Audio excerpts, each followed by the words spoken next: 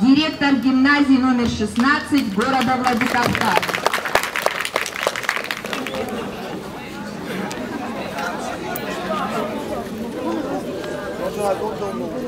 Ну, такое мероприятие это для 6-9 класса, для юношей, ежегодно проводимое.